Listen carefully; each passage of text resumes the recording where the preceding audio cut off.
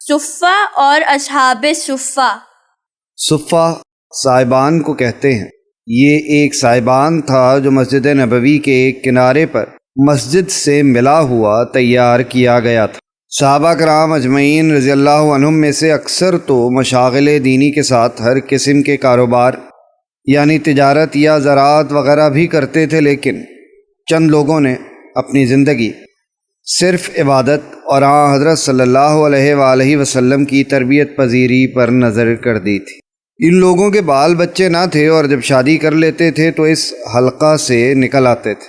ان میں سے کچھ لوگ دن کو جنگل سے لکڑیاں چن لاتے اور بیچ کر اپنے بھائیوں کے لیے کچھ کھانا مہیا کرتے۔ یہ لوگ دن کو بارگاہ نبوت میں حاضر رہتے اور حدیثیں سنتے اور رات کو اسی چبوترے یعنی صفہ یعنی صاحبان میں پڑے رہتے۔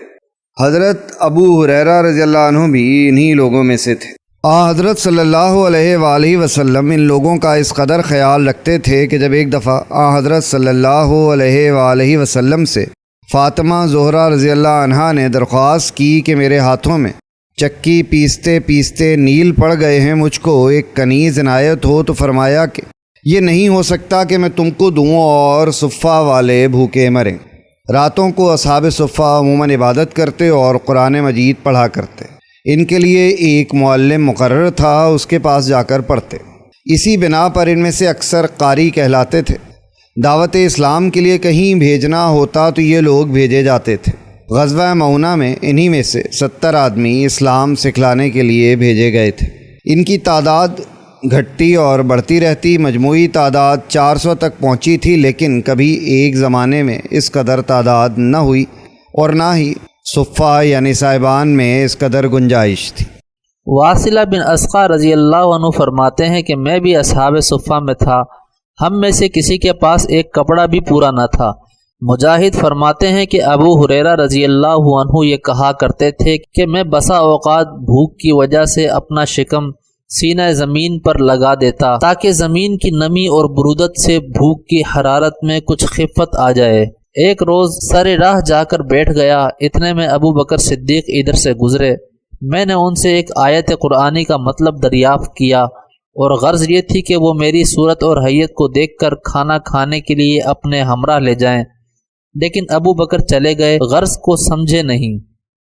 اسی طرح پھر حضرت عمر گزرے، ان سے بھی اسی طرح آیت قرآنی کا مطلب دریافت کیا، مگر وہ بھی گزرے چلے گئے۔ کچھ دیر بعد ابو القاسم صلی اللہ علیہ وسلم، جن کو خداوند ذوالجلال نے خیرات و برکات کا قاسم تقسیم کرنے والا ہی بنا کر بھیجا تھا، ادھر سے گزرے۔ دیکھتے ہی پہچان گئے اور مسکرائے اور فرمایا، اے ابو ہر یعنی اے ابو ہریرہ۔ میں نے عرض کیا، یا رسول اللہ میں حاضر ہوں۔ آپ نے فرمایا، میرے ساتھ چلے آؤ۔ میں آپ کے ساتھ ہو لیا۔ آپ گھر پہنچے، دیکھا تو ایک پیالہ دودھ رکھا ہے۔ دریافت فرمایا کہ یہ دودھ کہاں سے آیا؟ گھر والوں نے کہا، فلاں نے آپ کو یہ ہدیہ بھیجا ہے۔ آپ نے ارشاد فرمایا، اے ابو ہریرہ، اصحاب صفہ کو بلا لاؤ۔ ابو ہریرہ فرماتے ہیں کہ اصحاب صفہ اسلام کے مہمان تھے، نہ ان کا گھرانہ اور نہ ان کے پاس کچھ مال تھا، غرض یہ کہ ان کا کوئی ٹھکانہ نہ تھا۔ آپ کے پاس جب کہیں سے صدقہ آتا تو اصحاب صفہ کے پاس بھیج دیتے اور خود اس میں سے کچھ نہ لیتے، اس لیے کہ صدقہ آپ پر حرام تھا، اور اگر ہدیہ آتا تو خود بھی اس میں سے کچھ تناول فرماتے اور اصحاب صفہ کو بھی اس میں شریک کرتے۔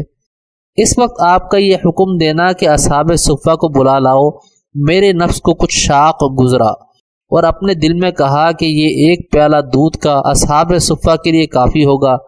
اس دودھ کا تو سب سے زیادہ حقدار میں تھا کہ کچھ پی کر طاقت و توانائی حاصل کرتا۔ پھر یہ کہ اصحاب صفہ کے آنے کے بعد مجھ ہی کو اس کی تقسیم کا حکم دیں گے، اور تقسیم کے بعد یہ امید نہیں کہ میرے لیے اس میں سے کچھ بچ جائے، لیکن اللہ اور اس کے رسول کی اطاعت سے چارہ نہ تھا۔ چنانچہ اصحاب صفہ کو بلا کر لایا اور آپ کے حکم سے ایک ایک کو پلانا شروع کیا۔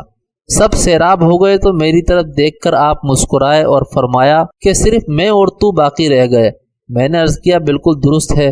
آپ نے فرمایا، بیٹھ جاؤ اور پینا شروع کرو۔ میں نے پینا شروع کیا اور آپ برابر یہ فرماتے رہے، اور پیو اور پیو۔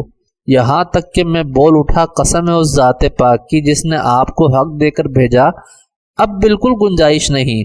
آپ نے پیالہ میرے ہاتھ سے لے لیا اور اللہ کی حمد کی اور بسم اللہ پڑھ کر جو باقی تھا اس کو پی لیا۔ ابو ہریرہ رضی اللہ عنہ فرماتے ہیں کہ میں بھی اہل صفہ میں تھا، جب شام ہوتی تو ہم سب آپ کی خدمت میں حاضر ہو جاتے، آپ ایک ایک دو دو کو اغنیاء صحابہ کے سپرد فرما دیتے اور جو باقی رہ جاتے ان کو اپنے ساتھ شریک طعام فرماتے۔ کھانے سے فارغ ہو کر ہم لوگ شب کو مسجد میں سو جاتے۔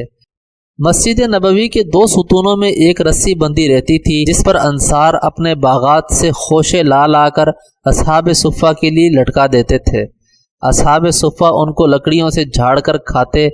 معاذ ابن جبل ان کے منتظم اور نگران تھے۔ عوف بن مالک اشجعی رضی اللہ عنہ فرماتے ہیں کہ ایک روز رسول اللہ صلی اللہ علیہ وسلم برآمد ہوئے اور دست مبارک میں عصا تھا۔ دیکھا کہ ایک خراب خوشہ لٹکا ہوا ہے۔